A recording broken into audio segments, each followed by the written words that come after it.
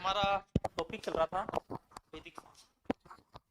और वैदिक संस्कृति में हम आर्यों के आगमनों के बारे में हम जान चुके थे पिछली क्लास में, ठीक है ना।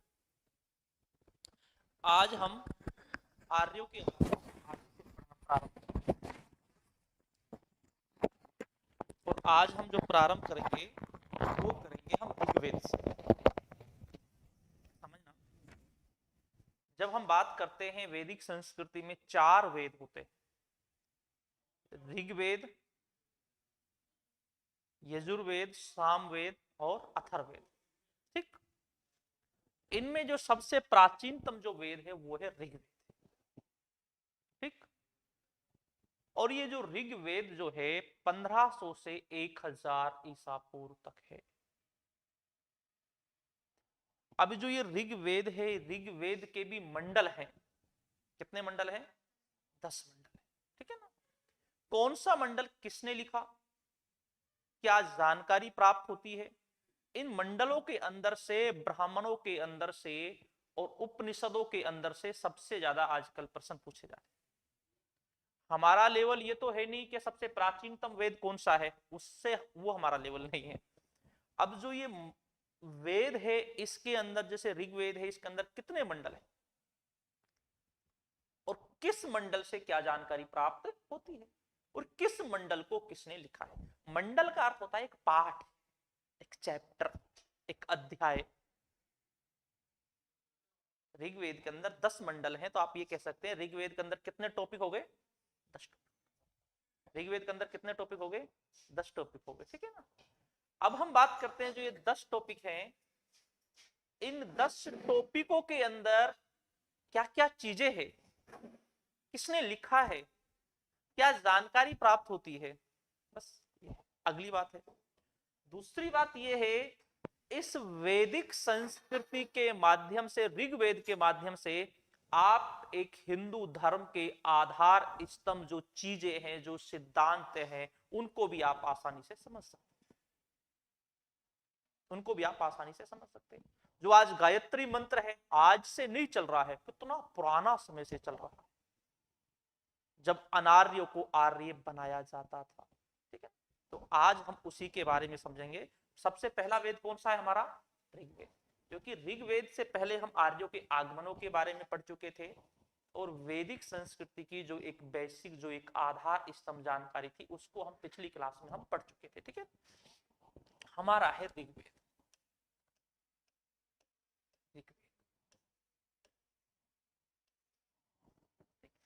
इसका जो समय माना जाता है 1500 से 1000 ईसा पूर्व माना जाता है। ठीक है, और ये समय जो है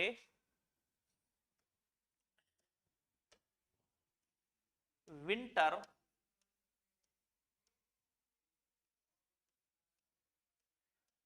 नित्य के अनुसार, ठीक है, ये इसका समय माना।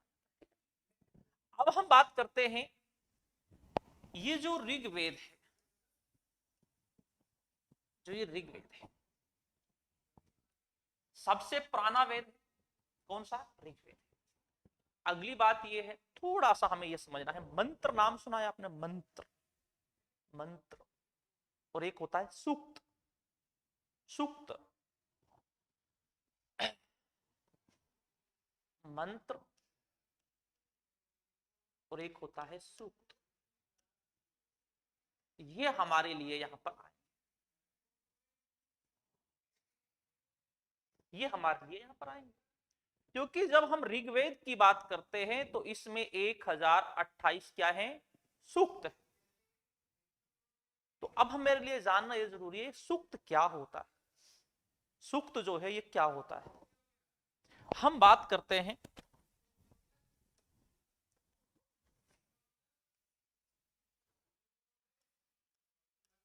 एक सूक्त में, सूक्त में कम से कम 3 मंत्र होने चाहिए। ज्यादा तो 10 भी हो सकते हैं, लेकिन एक सूक्त में कितने मंत्र होने चाहिए? 3 मंत्र होने चाहिए। अब हम ये कह सकते हैं 3 मंत्रों को बनाकर मिलाकर क्या बनता है? सूक्त। क्योंकि ये छोटी छोटी सी चीजें हैं, ये जानना हमारे लिए बहुत जरूरी है। ठीक है, इसके बाद हम बात करते हैं, अब जो ये ऋग्वेद है इसमें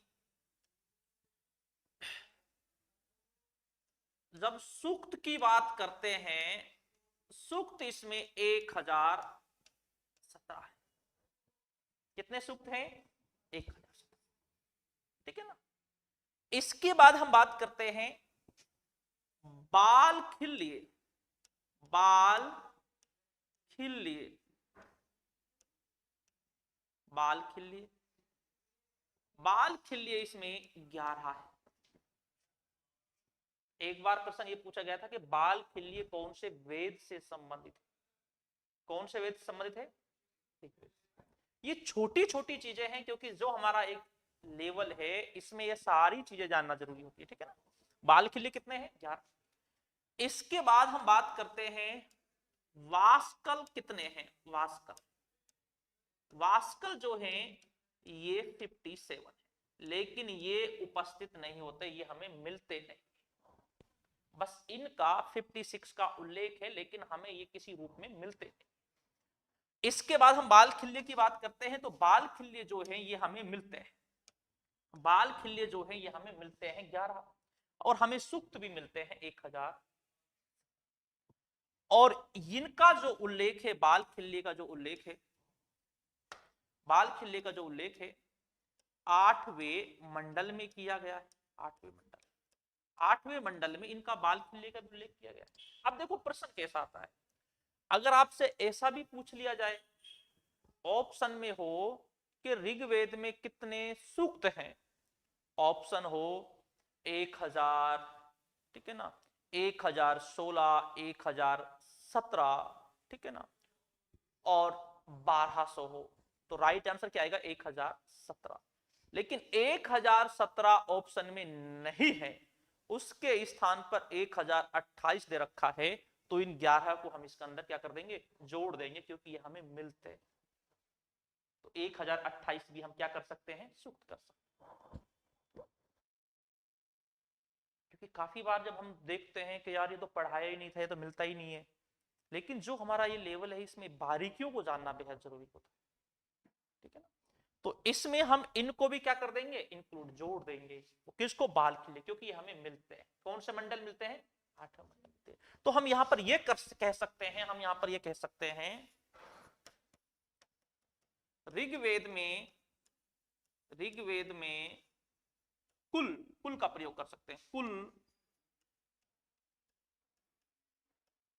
सूक्त प्लस बाल खिल्ये कितने हैं? 1000। लेकिन आपको यह जानना जरूरी है, क्योंकि हम बात करते हैं बाल खिल्ये भी ऋग्वेद का ही पार्ट है, और वास्कल भी ऋग्वेद का ही पार्ट है। अब इसमें क्या है? अब एक बात है कि ये 1017, 1028, 11, ये क्या चीज है इनके अंदर? इनके अंदर ऋग्वेद से संबंधित जानकारियां हैं। आर्थिक, सामाजिक, राजनीतिक जो जानकारियां हैं वो इनके अंदर है। इनके अंदर हमें जानकारियां प्राप्त होती है, धार्मिक जानकारियां प्राप्त होती है। ये हमारा, हम ये कह सकते हैं, एक धार्मिक ग्रंथ है, एक पंक्तियां हैं। जैसे हम बात करते हैं मंत्र की बात करते हैं, जो ये मंत्र जो होता है, जब जैसे गायत्री मंत्र है, बहुत से मंत्र होते हैं, ये मंत्र जो होता है 4-5 पंक्तियों से या 5-6 पंक्तियों को जोड़कर एक मंत्र बनाया जाता है। अब उस मंत्र के अंदर क्या क्या चीजें लिखी हुई, तो उनसे हम जानकारी प्राप्त करते हैं, और फिर कम से कम 3 मंत्रों को मिलाकर क्या बनता है? सूक्त बनता है। ठीक है ना। और फिर ऐसे ही फिर सूक्तों को मिलाकर एक चैप्टर बन जाता है। क्या बन जाता है? एक पाठ बन जाता है, फिर एक किताब बन जाती है, और फिर वो किताब क्या बन जाती है? ऋग्वेद बन जाता है। ये बेसिक जानकारी, मंत्र है, सूक्त है। इसमें सूक्तों की बात करते हैं कितने हैं, 1017 है। और इसमें बाल के लिए कितने हैं, 11। लेकिन ये वास्कल हमें बस इनका नाम, हमें बस ये संख्या प्राप्त होती है, बाकी ये हमें प्राप्त नहीं होते। ठीक है, अगली बात हम बात करते हैं, ये जो हैं ये लिखे गए हैं कौन सी भाषा में, संस्कृत भाषा में, भाषा में गद्य भाग में।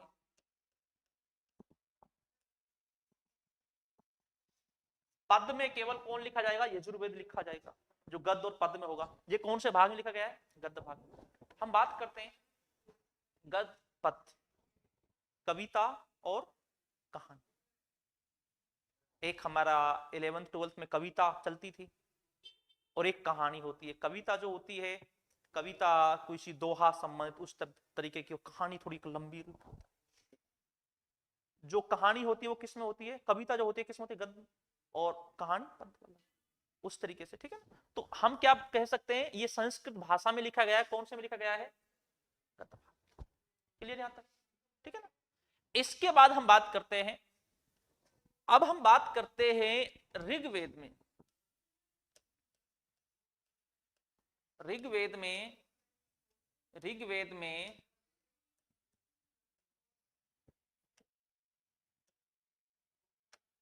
10 मंडल है, 10 मंडल। ऋग्वेद में कितने मंडल हैं, 10 मंडल।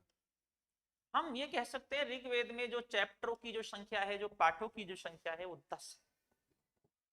ठीक, इसमें भी हम बात करते हैं 2 से 7 तक वंश मंडल है।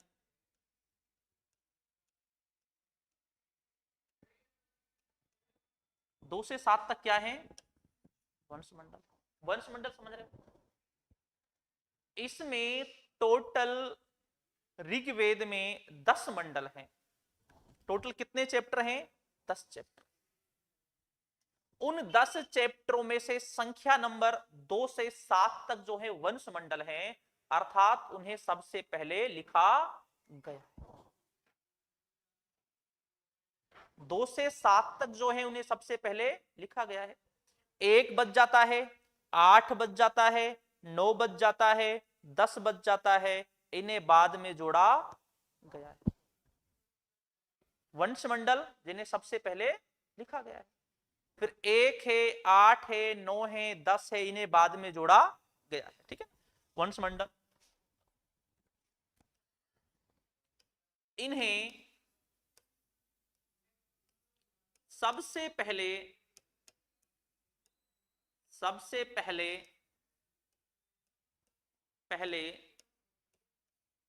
लिखा गया है। हम बात करते हैं ये जो वंश मंडल है, इन्हें सबसे पहले लिखा गया। ठीक है, इसके बाद 1, 8, 9, 10 इन्हें बाद में जोड़ा गया है। अगर इनके अंदर कोई चीजें प्राप्त भी होती है हमें, तो हम ये मानेंगे उन्हें बाद में लिखा गया है। 1, 8, 9 और 10 इन्हें कब लिखा गया है, बाद में लिखा गया है। वंश मंडल कौन सा हो गया, 2 से 7 तक हो गया। ठीक है, इसके बाद यहां तक हो गया हमारा। ठीक है, अब हम बात करेंगे भाई कौन से मंडल से क्या जानकारी प्राप्त होती है, कौन से मंडल से क्या जानकारी प्राप्त होती है। ठीक है ना, हम बात करते हैं, नंबर है हमारा पहला मंडल। इसमें कुछ मंडल बड़ा ही महत्वपूर्ण है। पहला मंडल, इससे ऐसी कोई जानकारी प्राप्त नहीं होती, लेकिन जब हम राइटर की बात करते हैं तो इसे कानून ने लिखा है। किसने लिखा है, कानून ने लिखा है। ठीक है, इसमें प्रश्न कैसे पूछा जाता है, पहला, दूसरा, तीसरा या 5वां, 6ठा, 7वां, इधर इनके लेखकों के नाम दे देते हैं सुमेलित कीजिए, ठीक है ना। नंबर दूसरा है इसे जो लिखा है गृहस्थ मद ने लिखा है, इससे जानकारी जरूर प्राप्त होती है, इससे अभियांत्रिकी की जानकारी प्राप्त होती है, इंजीनियरिंग की जानकारी प्राप्त होती है। कौन से मंडल से? दूसरे मंडल से, ठीक है ना।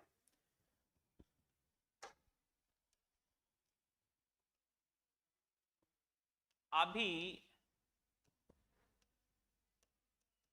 यांत्रिक की जानकारी,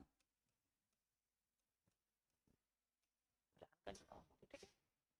इसके बाद हम बात करते हैं, अगला मंडल है तीसरा, इसे विश्व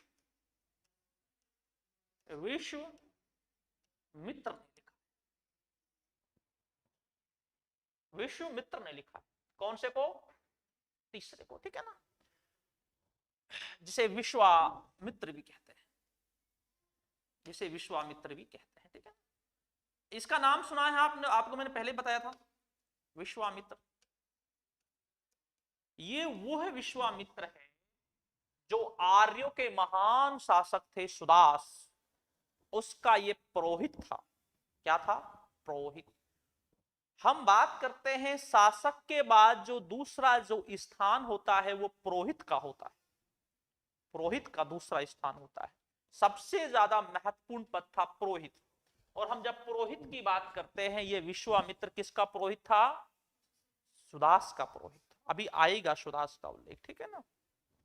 अब हम बात करते हैं, इसने गायत्री मंत्र की रचना की। गायत्री मंत्र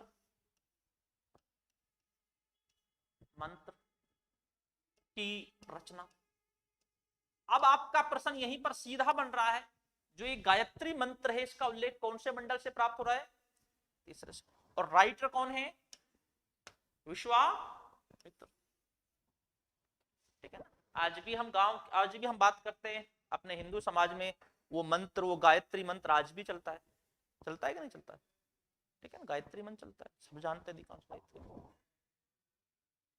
अब बात ये है, फिर बहुत महत्वपूर्ण बात है। बात ये है, ये गायत्री मंत्र काम में क्या आता था? भाई काम में क्या आता था? देखो, एक बात है, इतिहास को रटो मत, आप समझिए। और हर चीज के पीछे कोई ना कोई कारण होगा, बिना कारण के कुछ भी नहीं घटित होगा। हर चीज के पीछे कोई ना कोई कारण होगा। अब ये गायत्री मंत्र किस काम में आता था? ये गायत्री मंत्र जो काम में आता था, जो अनार्य थे, एक तो आर्य थे और एक जो भारत के जो मूल निवासी थे, जो यहाँ के साधारण जो लोग थे, वो क्या थे? अनार्य थे। उनको ये किस में शामिल करते थे? आज लेट किस हो गए? अब हम बात करते हैं, इस गायत्री मंत्र के माध्यम से अनार्य को किस में शामिल करते थे? आर्य में। किस में शामिल करते थे? आर्य में शामिल करते थे, ठीक है। आप इस कुर्सी पे बैठे, थोड़ा सा पीछे। तो किस में शामिल करते थे? आर्य में। हम बात करते हैं, इस गायत्री मंत्र के माध्यम से जो भारत के जो, या हम कह दे जो आदिवासी जो लोग थे, उनको आर्य अपने धर्म में अर्थात हिंदू धर्म में शामिल करते थे। कौन से मंत्र के माध्यम से? गायत्री मंत्र। आप ये कह सकते हैं, इस गायत्री मंत्र के माध्यम से शुद्धिकरण किया जाता था। आजकल शुद्धिकरण का सिस्टम चल रहा है ना काफी, ठीक है ना। इस गायत्री मंत्र के माध्यम से क्या किया जाता था? शुद्धिकरण किया जाता था। क्लियर, ठीक है ना। हम बात करते हैं इस गायत्री मंत्र की। गायत्री मंत्र,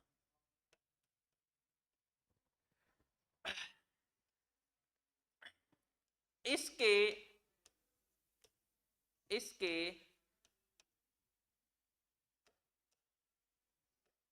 इसके माध्यम से अनार्यों को को आर्य धर्म में शामिल किया जाता था। आपसे प्रश्न अब ऐसा भी आ सकता है, देखो प्रश्न क्या रहता है, प्रश्न कभी कोई सीधा कभी आए ना आए, बस एक बार आप पूरी चीजों को पढ़ लो। अगर आपसे पूछा जाए कि आर्य धर्म में अनार्यों को शामिल किया जाता था या आर्य अपनी संख्या को बढ़ाने के लिए भारत के मूल निवासी या आदिवासियों को शामिल करते थे, यह कौन से मंडल से जानकारी प्राप्त होती है? तीसरे मंडल से। और मंत्र पूछा जाए तो गायत्री मंत्र, ठीक है ना। इसमें नेट लेवल में प्रश्न कभी सीधा नहीं टकराता है, इसमें बस आप पूरी तरीके से चीजों को पढ़ लो, उसके बाद प्रश्न कहीं से आ जाए, ठीक है ना। ऐसा नहीं होता कि भाई गायत्री मंत्र रटो तीसरे मंडल से विश्वामित्र ने लिखा है, नहीं, चीजों को बस समझो। इसका प्रयोग क्या किया जाता था? अनार्यों को, अनार्य भारत के ही थे, मूल निवासी थे, उनको आर्य बनाया जाता था, अपने धर्म में परिवर्तित किया जाता था, तो इसके माध्यम से किया जाता, ठीक है ना। इसके बाद अगला मंडल है, चौथा मंडल है, चौथा मंडल, ठीक है ना। इस चौथा मंडल है, इसकी जब हम बात करते हैं, भारद्वाज ने इसे लिखा था, भारद्वाज, भारद्वाज, लेखक भारद्वाज है। और हम बात करते हैं किसकी जानकारी मिलती है?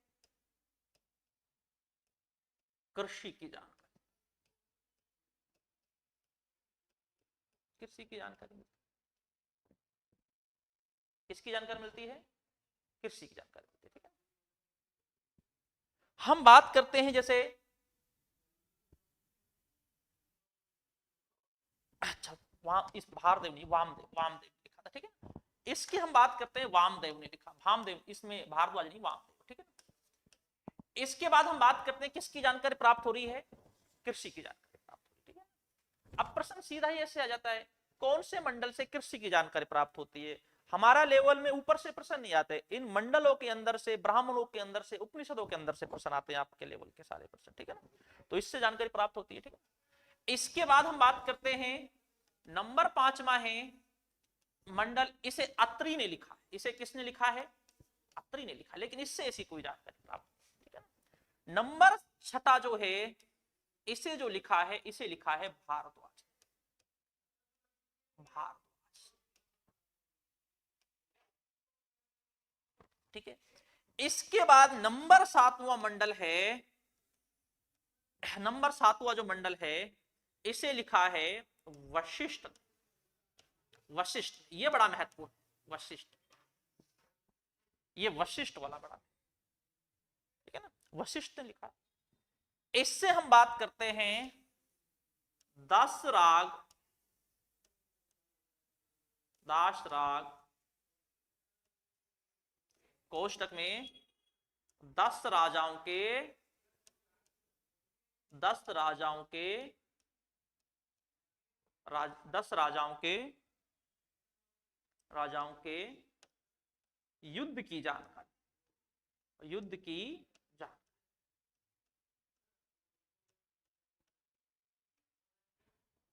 10 राजाओं के युद्ध की जानकारी किससे प्राप्त हो रही है?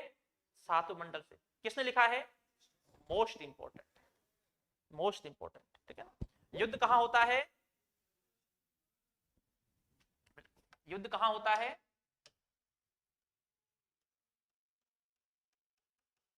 बिल्कुल, परूसनी, जिसे क्या बोलते हैं, वर्तमान नाम क्या है? परूसनी, रावी नदी पर।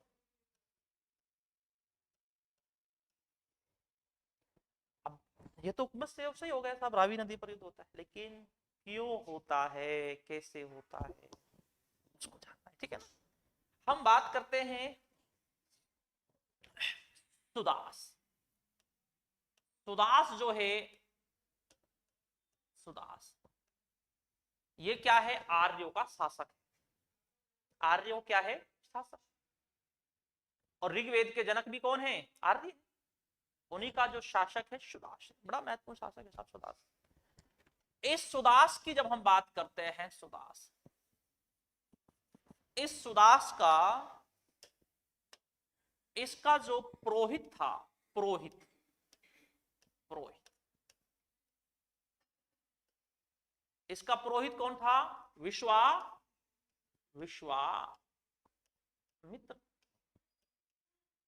पुरोहित। अब एक बात और है, हम बात करते हैं, अगर आपसे पूछ लिया जाए कि शासक के बाद सबसे महत्वपूर्ण जो पद था वो कौन सा था, कौन सा था? ये पुरोहित जो होता था, जब शासक युद्ध के मैदान में जाता था, उस शासक के लिए हवन करना, यज्ञ करना, उस शासक की सफलता के लिए उपासना करना, उस शासक को यह बताना कौन सी दिशा अच्छी है, कहां से अटैक करना है, तो ये सारा काम जो बताता था, ये कौन बताता था? पुरोहित। शासक का मित्र भी कहा जाता है पुरोहित। इस पद पर कौन था? विश्वामित्र। ठीक है ना। इसके बाद कुछ अनबन हुई, कुछ वजह होगी। इस विश्वामित्र के स्थान पर, इसके स्थान पर, बिल्कुल इसके स्थान पर किसको पुरोहित बनाया? पुरोहित जो बनाया वशिष्ठ, पुरोहित जो बनाया वशिष्ठ को बनाया, वशिष्ठ। अब हम बात करते हैं, अब जो ये पुरोहित जो वशिष्ठ को बनाया, ठीक है, इसके बाद क्या होता है? अब जो ये विश्वामित्र था, इसको ये बात बर्दाश्त नहीं हुई यार, इतना सम्मानजनक पद पर ये था, अगर इसके स्थान पर जब किसी और को जब पुरोहित बनाया तो इसको ये बात बर्दाश्त नहीं हुई। ठीक है ना। और इसके बाद अब ये विश्वामित्र क्या करेगा? अपनी तरफ ये राजाओं को मिलाएगा। कितने राजाओं को मिलाएगा?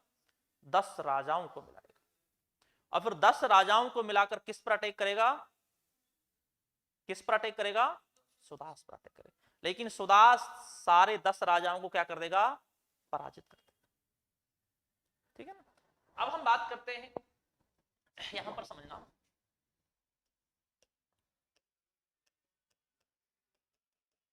आर्यों के शासक सुदास ने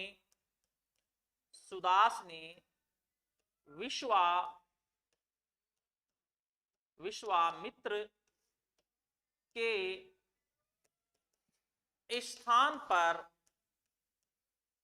पुरोहित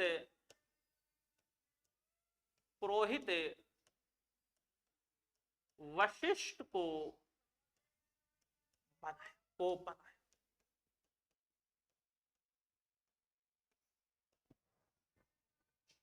और इसी वजह से ये 10 राजाओं का युद्ध होता है, इसी वजह से होता है, इसी रंजिश की वजह से होता है।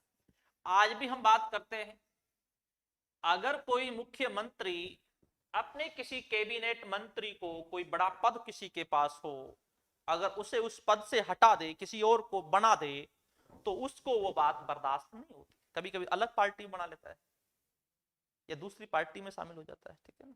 और राजनेताओं का कोई वो नहीं होता, कोई किसी में भी शामिल हो जाता है जहां मौका मिलता है। ठीक है। तो वही सिस्टम यहां पर हो रहा है। अब ये वशिष्ठ जो है, आप थोड़ा सा अगर पीछे चलेंगे तो आपको पता चलेगा, पृथ्वीराज रासो चंद्र बरदाई ने लिखी है, उसमें कहा गया है, चंद्र बरदाई ने कहा है, माउंट आबू पर्वत पर ऋषि वशिष्ठ ने एक यज्ञ का आयोजन किया था। उसी अग्निकुंड से 4 वंशों की उत्पत्ति होती है, गुर्जर, प्रतिहार, परमार, चौहान और चालुक्य। ये वही वशिष्ठ है। यहां पर चीजों को बस थोड़ा सा आप कनेक्ट, अगर राजस्थान की तरफ से भी करोगे तो आप कनेक्ट कीजिए चीजों को, जो चीज कनेक्ट होती है उसको जोड़िए आप। और फिर ये ऋषि वशिष्ठ का वंश भी चलते हैं साहब ब्राह्मणों में। वशिष्ठ आज भी बहुत से नाम के पीछे वशिष्ठ लगाते हैं कि नहीं लगाते? वही, वो इसी कुल से मानते हैं अपने आप को। ठीक है ना। अब हम बात करते हैं, अब ये जो विश्वामित्र है, विश्वामित्र इसने क्या किया, इसने अपने साथ किस किस को शामिल किया, अनु है, अनु है, दिरु है, पुरु है,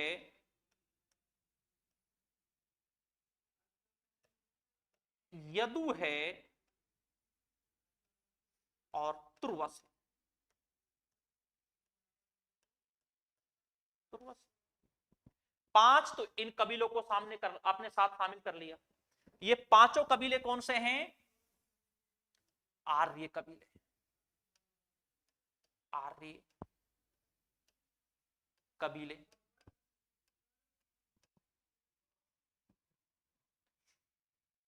पंचजन भी बोल सकते हो आप इनको,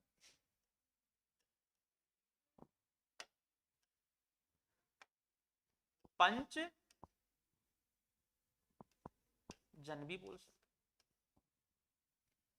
कितने कबीलों को शामिल कर लिया, 5 तो ये आर्य हो गए। कल को आपसे ये पूछ लिया जाए पंचजन में कौन सा कबीला शामिल नहीं था, ऐसा पूछ लिया जा सकता है, कैसा भी पूछ लिया जा सकता है, या कौन सा शामिल था। ठीक है, इसके बाद हम बात करते हैं, इसके बाद अनिल है, पाक्त है,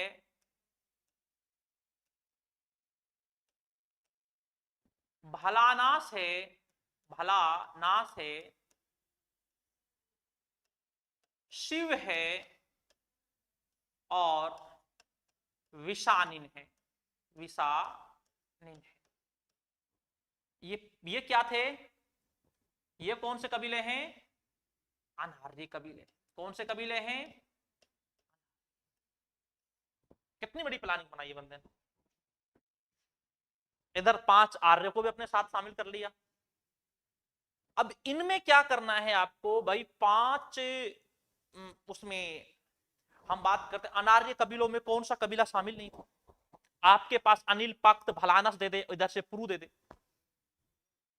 कौन सा शामिल नहीं था, पुरु शामिल।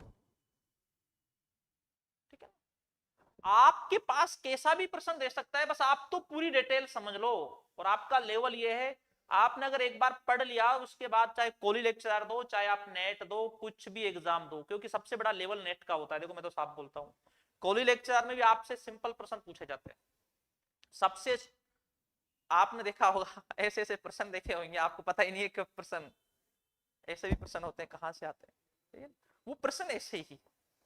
बस इसीलिए हमें गहराई से चीजों को जानना होता है। ठीक है ना, और कोली लेक्चरर नेट के मुकाबले बहुत सिंपल है। अगर आपने नेट की तैयारी टॉप तरीके से कर ली तो लगते हाथ, अगर कोली लेक्चरर की वैकेंसी आ गई तो लगते हाथ आप उसको भी कर लो, क्योंकि सबसे ज्यादा पार्ट आपके सब्जेक्ट का होता है। कल एग्जाम हुआ था उसमें केवल राजस्थान का जीके था, वो 100 क्वेश्चन थे।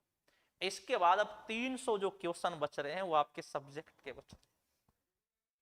अगर कल वाले में जिसका सब्जेक्ट मजबूत, अगर उसके कम भी नंबर आए, अगर उसका सब्जेक्ट मजबूत है, तो अभी तो 3 से प्रश्न बच रहे हैं, उसमें बाजी मार जाएगा। और ये तो राजस्थान ने 2016 में करा है, राजस्थान जीके का पेपर, वरना इससे पहले राजस्थान जीके का पेपर होता ही नहीं था। ये राजस्थान के स्टूडेंटों को थोड़ा बढ़ावा देने के लिए, क्योंकि राजस्थान के स्टूडेंटों को राजस्थान जीके मजबूत होता है, थोड़ा उनका अच्छे नंबर खींच ले वो, क्योंकि पहले बाहर वाले ज्यादा खींच लेते थे सब्जेक्ट में। भाई सब्जेक्ट है तो सबके लिए समान है, तो इसलिए किया गया है ये। बाकी तो सब्जेक्ट पर ही टिके होते हैं, और आज भी बाकी जगह यूपी हो, हरियाणा हो, बिहार हो, सारी जगह सब्जेक्ट ही होता है, वहां पर जीके नहीं होता सब्जेक्टों में। बस ये राजस्थान ने जरूर कर रखा है। और असिस्टेंट प्रोफेसर में जीके नहीं होना चाहिए, उसे देखा जाए तो। अगर सच्ची अच्छी फैकल्टी जो मिलेगी वो आपको सब्जेक्ट की मिलेगी, और सब्जेक्ट की फैकल्टी का राजस्थान जीके इतना, कोई सा भी जीके इतना मजबूत नहीं होता सब्जेक्ट की गहराई वाले के, ये होता है।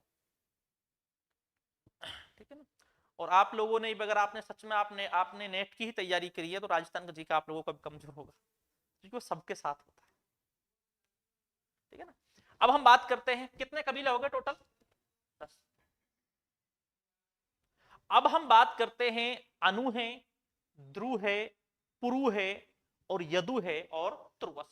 ये कौन से कबीले हैं, 5 आर्य कबीले। ठीक है ना। इसके साथ 5 अनार्य है, अनिल है, पक्त है, भलानस है, शिव है और निषाद है। एक बात, एक प्रश्न ये भी है, क्योंकि जो ये आर्य जो आए हैं, आर्यों ने भारतीय जो मूल निवासी जो यहाँ के अनार्य थे उनसे भी समझौता कर लिया, क्योंकि समझौता पता चल रहा है, चाहे विश्वामित्र ने अपने स्वार्थ के लिए ही किया हो, लेकिन समझौता कर लिया। ठीक है, अब इनके बीच में क्या होगा, युद्ध होगा। अब हम बात करते हैं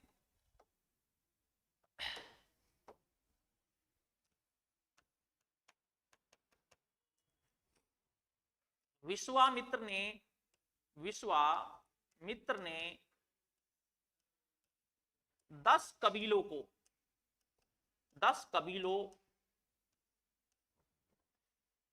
5 आर्य प्लस 5 अनार्य, अनार्य अनार्य को, 10 कबीलों को अपनी ओर मिला लिया, अपनी ओर मिला लिया। कितने हो गए भाई, 5 ये और 5 ये, इन्हें पंचजन भी कह सकते हैं। ठीक है ना, ये 5 आर्य, कल को आपको पूछा जाए तो 5 आर्य कबीले में कौन शामिल है या कौन शामिल नहीं है, तो इन नामों को थोड़ा भी याद रखना। ठीक है ना, इसके बाद हम बात करते हैं, अब यहां पर क्या होगा, ये जो 10 कबीले जो टोटल हो चुके हैं, ये 10 कबीले किस पर अटैक करेंगे, और सुदास का पुरोहित कौन है, वशिष्ठ। ठीक है ना, और यहां पर कौन है, विश्वामित्र। इसीलिए बोलते हैं भाई, ना कोई उम्र भर दोस्त होता है, ना कोई उम्र भर दुश्मन होता है, कब कौन किस रास्ते पर बदल जाए कुछ नहीं कह सकते। इसलिए कभी अपना कोई आज अच्छा दोस्त है तो कभी उसको इतने राज भी मत बताओ, कल को विश्वामित्र की तरह आप पर अटैक कर दे। ठीक है ना, कुछ लोगों को मिलाकर 5-10 लोगों को बुलाकर आप पर अटैक कर दे, तो ये जिंदगी की सच्चाई होती है। इतिहास हमें बहुत चीजें सिखाता है, इतिहास हमें बहुत चीज सिखाता है, ये होता है। सबसे अच्छा सब्जेक्ट भी इतिहास होता है, क्योंकि आपको हर चीज की यहां पर जानकारी मिलती है, सामाजिक, राजनीतिक, आर्थिक, सारी चीजों, ये होता है। और सबसे लंबा सब्जेक्ट भी इतिहास है, जितने भी आविष्कार होते हैं वो भी इतिहास में जुड़ जाते हैं, औद्योगिक क्रांति में जुड़ जाते हैं, जब इस तरह पढ़ते हो आप सारा कुछ का, इस आविष्कार किसने किया था, ये फलाना ठिकाना, सारी चीजें इसमें जुड़ जाती है। सबसे लंबा भी यही।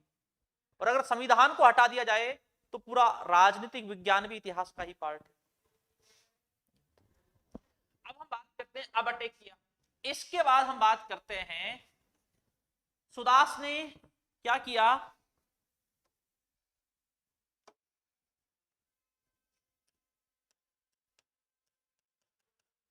दस राजाओं के 10 राजाओं के युद्ध में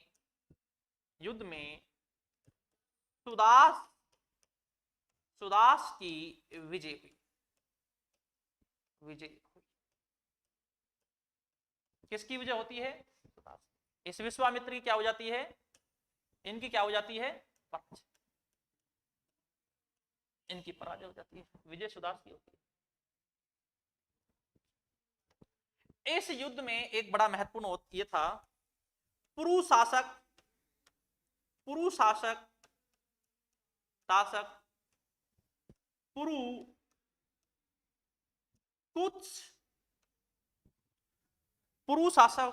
कुछ युद्ध के मैदान में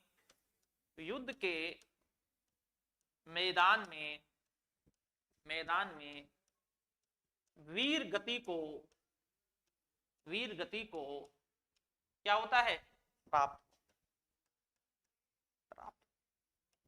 आपसे प्रश्न कैसा भी पूछ लिया जा सकता है, पूछ लिया जाए भाई 10 राजाओं के युद्ध में कौन था जो शासक वीर गति को प्राप्त हुआ, कौन था, पुरु शासक। क्या नाम था, पुरु कुछ। ठीक है ना, और ये पुरु किसके, पुरु कौन सा कबीला है, आर्य कबीला है। कौन सा कबीला है, आर्य कबीला।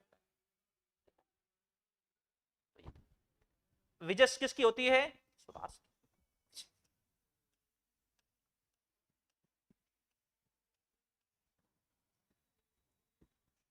कौन से मंडल से मिलता है सारी जानकारी? किसने लिखा है? ऋषि वशिष्ठ। और 2 से 7 तक ही क्या है? वंश मंडल, बाकी बाद में जोड़े गए। इसके बाद हम बात करते हैं 8वां मंडल है। इसे जो लिखा है वह कण्वी ने लिखा है, क्योंकि आपको मैं बता रहा था 2 से 7 तक वंश मंडल है, 1 है, 8 है, 9 है, 10 है, वो बाद में जोड़ा गया। तो जब 1 जोड़ा गया तो उसी टाइम 8वां भी जोड़ दिया गया। एक पहला भी किसने जोड़ा है? कण्वी। और 8वां भी किसने जोड़ा है? ठीक है ना, इसमें ऐसी कोई जानकारी नहीं है। इसके बाद हम बात करते हैं 9वें मंडल। 9वें मंडल अंगिरस ने लिखा है, अंगिरस ने लिखा है, ये बड़ा महत्वपूर्ण, ठीक है। इससे जानकारी प्राप्त होती है सोम रस। लेकिन एक बात याद रखना, सोमरस एक पेय पदार्थ, क्या पदार्थ है? पेय पदार्थ, पीने वाला पदार्थ, नशा वाला, ठीक है। उसे देखा जाए तो नशा पहले से ही चला आ रहा है, लेकिन पहले नशा अगर कोई किसी से हार जाता था युद्ध में तो नशा करता था भाई, गम को भुलाने के लिए नशे में पड़ा रहता था, ठीक है ना।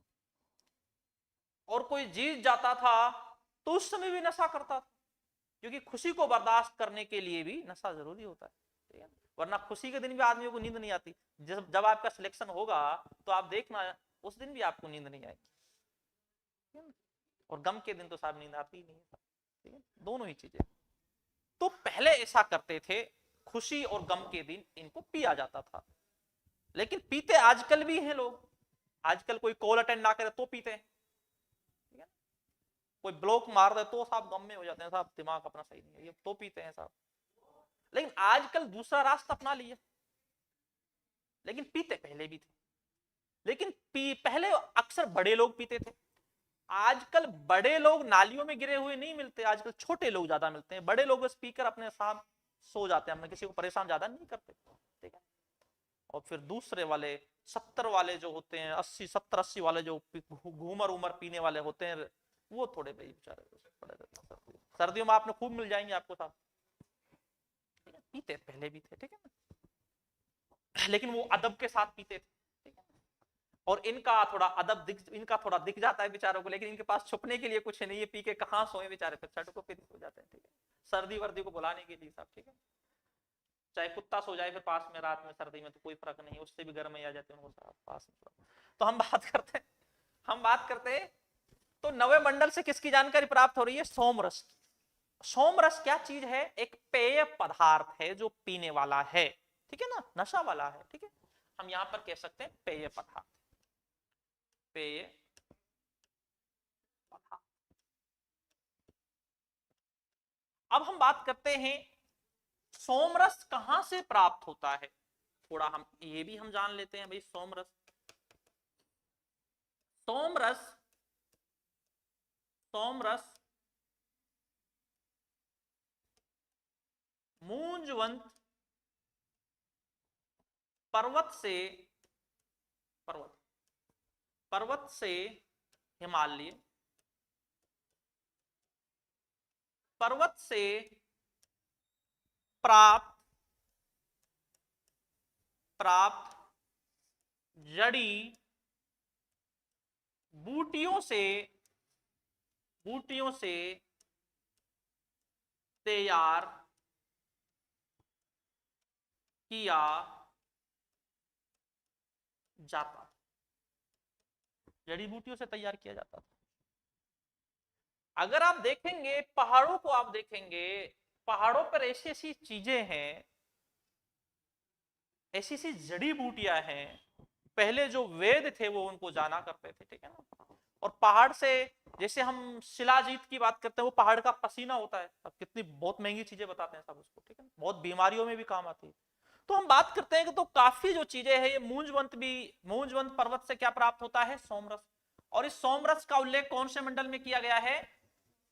और इस 9वें मंडल को किसने लिखा है? अंगिरस ने लिखा है। और किस तरीके से पिया जाता था? वो उसी तरीके से नशा किया जाता था, सोमरस का पान किया जाता था, किसी शुभ अवसर पर पान किया जाता था, ठीक है।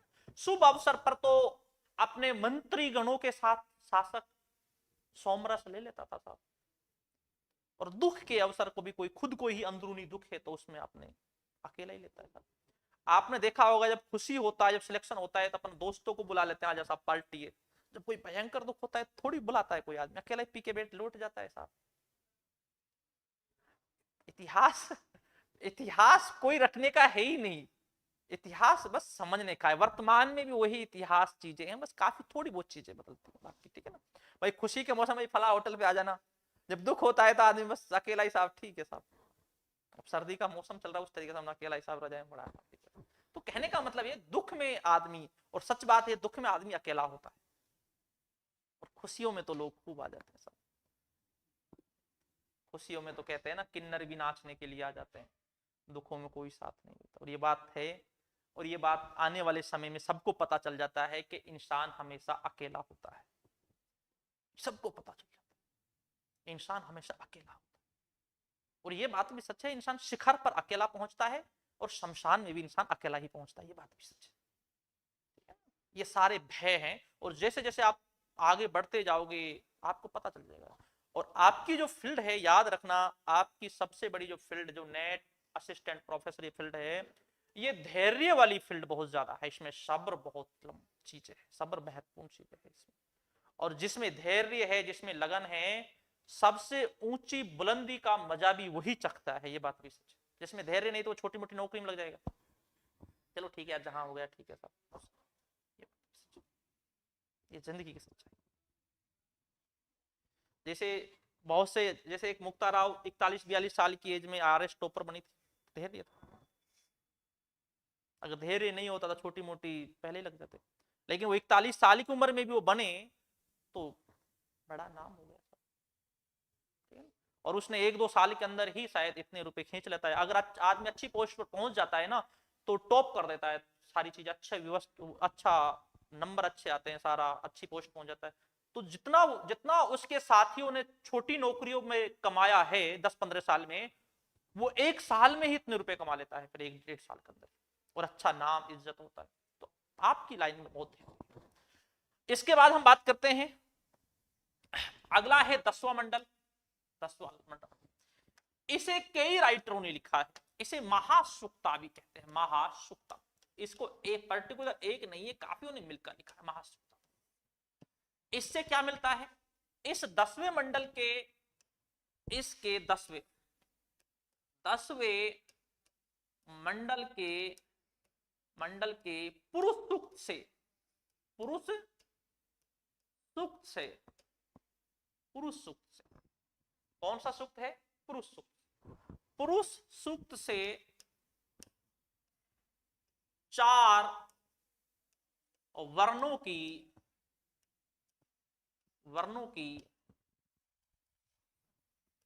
जानकारी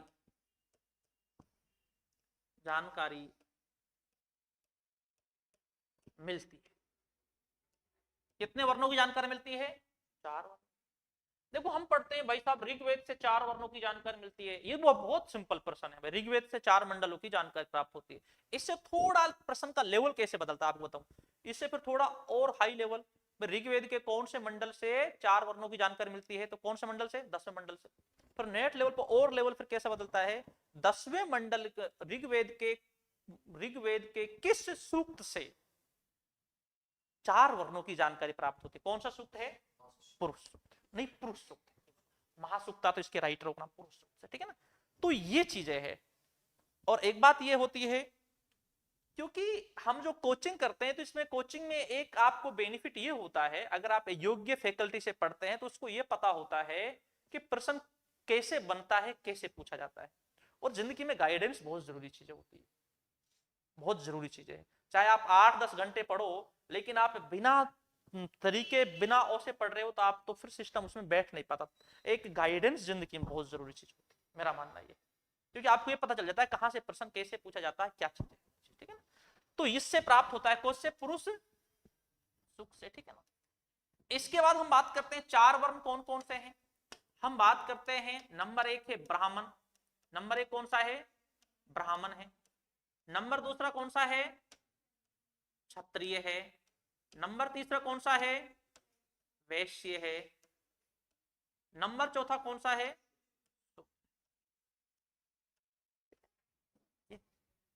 ब्राह्मण। बताया गया है कि विराट पुरुष के मुख से, मुंह से किसकी उत्पत्ति होती है? ब्राह्मण की उत्पत्ति होती है। भाई जब मुख से उत्पत्ति हो रही है तो काम भी कौन सा सौंप दिया? मुख वाला। वो मुंह वाला काम कौन सा होता है? शिक्षा देने का, यज्ञ करने का, हवन करने का। ठीक है ना। इसके बाद क्षत्रिय की उत्पत्ति भुजाओं से होती है। भाई भुजाओं में ताकत होती है, तलवार चलाने का, शासक करने का। ताकत वाला काम किसको सौंप दिया? क्षत्रिय के लिए सौंप दिया, सैनिक बनने का, शासक बनने का। वैश्य, इसकी उत्पत्ति जांघों से होती है। जिसकी जांघें मजबूत होती है वो लंबी लंबी यात्रा करता है, तो काम क्या सौंप दिया? व्यापार करने का। और शूद्र से कह दिया भाई तेरी उत्पत्ति तो पैरों से होती है साहब, अब तो शरीर का ऊपर का हिस्सा की पूरी की सेवा कर, अर्थात मुख वाली की भी सेवा कर, भुजा वाले की भी सेवा कर, जांग वाले की भी सेवा कर, अर्थात ऊपर वाले सबकी क्या कर? सेवा कर। सबसे नीचा वर्ण, इनको कहा गया है दिविज, कहा गया दिविज। अब दिविज क्या अर्थ क्या होता है? इन ऊपर के तीनों वर्णों का दो बार जन्म होता है, यह बताया गया है। एक बार जन्म होता है मां की कोख से, दूसरी बार जो जन्म होता है वो शिक्षा में प्रवेश करके होता है। ठीक है ना, शिक्षा में प्रवेश करके होता है। इन्हें शिक्षा प्राप्त करने का अधिकार है। हम ये कह सकते हैं शिक्षा में प्रवेश कौन से संस्कार से किया जाता है? उपनयन संस्कार। तो इन ऊपर के तीनों वर्णों का कौन सा संस्कार किया जाता है? उपनयन संस्कार किया जाता है। इसका बेचारे का शूद्र का कोई संस्कार नहीं किया जाता। इससे तो कह दिया गया भाई तुम्हें तो शिक्षा प्राप्त करने का अधिकार ही नहीं। किसको? शूद्र। सबसे नीचा ये शूद्र था। और इसी शूद्र में कौन आते हैं? अगर हम देखेंगे तो ओबीसी, एससी, एसटी जो सारे हैं इसी में आते थे। ठीक, ये सारे इसी में आते थे। इससे कह दिया गया कि भाई तुम्हारा काम है ऊपर के सबकी सेवा करने का। और ये शूद्र ही जो थे ये भारत के मूल निवासी थे। ठीक है, आज भी हम बात करें तो सबसे ज्यादा भारत के मूल निवासी, जो मूल रूप से निवासी, अपने एसटी वाले तो आते ही है, एससी वाले, ओबीसी मूल निवासी आते। और काफी बार दक्षिण भारत में ये मुद्दा भी उठता है और ये रूप हमें यहां पर भी देखने के लिए मिलता है।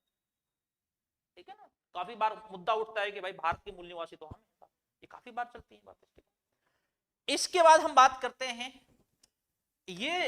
ये शूद्र है, इससे कह दिया गया भाई तुम्हें शिक्षा प्राप्त करने का अधिकार नहीं है। और इसने शिक्षा प्राप्त बेचारे ने की भी नहीं, बेचारा अनपढ़ता मान लिया। इसीलिए जिंदगी में शिक्षा बहुत जरूरी है। इसे शिक्षा से महरूम किया गया शूद्र को, बेचारा पिछड़ता चला गया और आज तक भी काफी हुई है। ठीक है ना। अगली बात हम बात करते हैं, इसीलिए डॉक्टर भीमराव अंबेडकर जी की जब आप बात करोगे तो उसके साथ भी वही भेदभाव था, पीछे बैठता था सबसे, उसके साथ भी वही था, लेकिन शिक्षा के बल से कहां पर पहुंच गया। इसीलिए जिंदगी में शिक्षा, एजुकेशन बहुत जरूरी है। आपको चाहे एक रोटी कम खिला दो आप बच्चों के लिए, एक रोटी कम खा लो, लेकिन शिक्षा लो आप, क्योंकि शिक्षा वो शेरनी का दूध है जो जितना पिएगा वो उतना दहाड़ेगा। अपने अधिकारों के लिए वही लड़ेगा जो एजुकेटेड है। ये बात सच है। जिसको अपना अधिकारों का ही नहीं पता वो क्या लड़ेगा बेचारा, उसको तो जैसा बोल दोगे आप मान जाएगा बेचारा, उसको पता ही नहीं। इसीलिए कहते हैं किसी के इतिहास के साथ आप छेड़छाड़ कर दो तो किसी को आप गुलाम भी बना सकते हो। अगर आपने किसी इतिहास के साथ छेड़छाड़ कर दिया, बोल दोगे यार तुम्हारे पूर्वज तुम तो ऐसे ही थे यार, तुम्हारे कौन शासक हुआ है, तुम्हें कौन था, कैसा था, कैसा, कोई नहीं था, वो बेचारे मान जाएंगे भाई साहब हम तो ऐसे ही थे, तो ऐसे ही चल लेते हैं। अगर किसी को बताओगे कि भाई साहब तुम्हारी जनरेशन में, तुम्हारी वर्ण में, तुम्हारे पूर्वजों में बड़े सूरमाए पैदा हुए हैं साहब, वो भी सोचोगे यार हमारे खानदानों में तो हुए थे साहब, अपन कम थोड़ी है। फर्क पड़ता है, इतिहास बहुत जरूरी है। ठीक है ना। तो ये नीचे वाला कौन सा है? तो ठीक है ना। इनमें क्या कहा था? विराट पुरुष के मुख से, विराट पुरुष से, इनकी उत्पत्ति विराट पुरुष से बताई गई है। विराट पुरुष से, विराट पुरुष से, विराट पुरुष से, मुख से ब्राह्मण, भुजाओं से क्षत्रिय, जांघों से वैश्य और नीचे वाला शूद्र। ठीक है, तो इस तरीके से। और इसी 10वें मंडल में एक है नाश दिए सूक्त, नाश दिए सूक्त, इसमें ही नाद सिए सूक्त, ठीक है ना।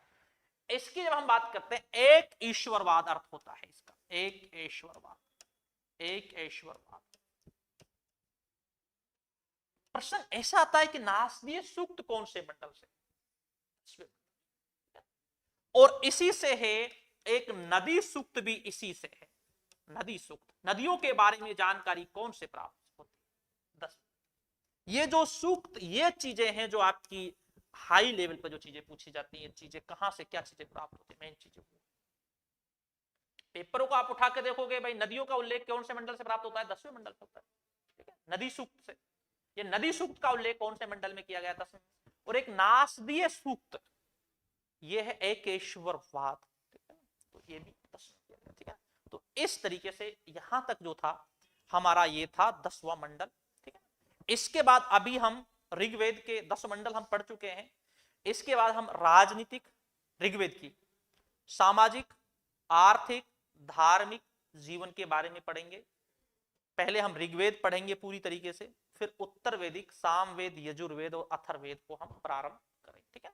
इसके हम ब्राह्मणों को पढ़ेंगे, ऐत्र है, ठीक है ना, कौस्तकी ब्राह्मण है, उनमें क्या उल्लेख किया गया है, उपनिषद जो है सेम है उपनिषद, उनमें क्या उल्लेख किया गया है, क्या जानकारी प्राप्त होती है, तो उन चीजों के बारे में हम पढ़ेंगे, ठीक है। तो आप एक बार इसको फोटो खींच लीजिए। और यहां पर क्या होता है, क्योंकि हमारा जो लेवल है, आपको मैं समझा रहा हूं थोड़ा, क्योंकि हमारा जो लेवल है, अगर हम नोट्स लिखाएं तो चीजें, तो टाइम बहुत ज्यादा, हम यहाँ पर चीजों को मेन समझाते हैं, उसके बाद जो नोट्स है यहां से आप फोटो खींच सकते हैं। दूसरी बात यह है, जब हमारा नेट का ही टारगेट है तो हम एक सब्जेक्ट से ही जुड़े हुए हैं, पूरी तरीके से ही एक सब्जेक्ट से जुड़े हुए हैं।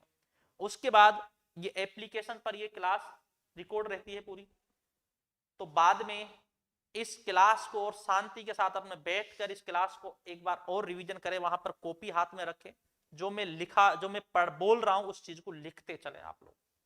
और यहां पर सबसे ज्यादा महत्वपूर्ण चीज है, जो बोले हुए जो शब्द हैं वो बहुत मायने रखते हैं हाई लेवल में, ये है। बाकी जो नोट्स हैं, जो मोस्ट इंपोर्टेंट चीजें हैं, उनको मैं लिखाता चलता ही हूं आपको, फिर अपने कॉपी में घर पर जाकर आप नोट्स अच्छी तरह बनाएं, क्योंकि अगर मैं यहाँ पर आपको लिखाता हुआ भी चलूं तो वो छोटी क्लासों का काम होता है। और फिर दूसरी बात ये है, तो उतना हम उसमें फिर समझ नहीं पाते, फिर तो लिखाने पर बस लिखो, ये बस यहाँ पर आप दिमाग को खोलो, जितना खोल सको आप समझो चीजों को, और फिर बाद में आप अपने कमरे पर जाकर अपने नोट्स तैयार कर लें। और एक बार यहाँ से फोटो भी आप खींच सकते हैं, जो मेन चीजें हैं उसको आप किसी थड़ी पर, जैसे सर्दी का टाइम चल रहा है, थड़ी पर फोटो खींचकर अपने थोड़ी जो चीज टफ सी लग रही है उसको एक बार देख लो आप थड़ी पर, बहुत अच्छा याद होता है। हम ऐसे ही करते थे यूनिवर्सिटी में, थड़ियों पर बैठकर, जो चीजें टफ होती थी, जो पेज टफ लगता था, रटने वाला होता था, तो उसको थड़ी पर खोल बार बार उसको देख लेते थे, बीच में मनन कर लेते थे।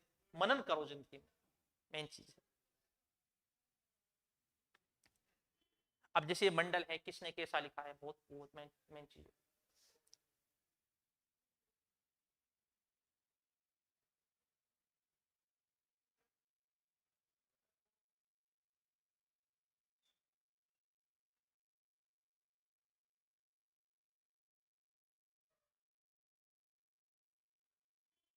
और इसमें सूक्त भी आप चाहे तो लिख सकते हैं, 10,600 नहीं, मंत्र, अगर मंत्र भी आप लिखना चाहें तो मंत्रों की संख्या, मंत्र भी यहां पर लिख सकते हैं, मंत्र जो है 10,600,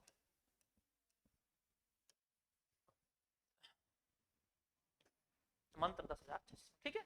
और ये पीडीएफ भी वीडियो के नीचे आपको मिल जाती है, जैसे आप एप्लीकेशन जाते हैं तो पीडीएफ आपको मिल जाती है, वीडियो के नीचे मिल जाती है, ठीक है ना। तो ठीक है भैया, कल हमारा आर्थिक, राजनीतिक, सामाजिक चलेगा, ठीक, धन्यवाद।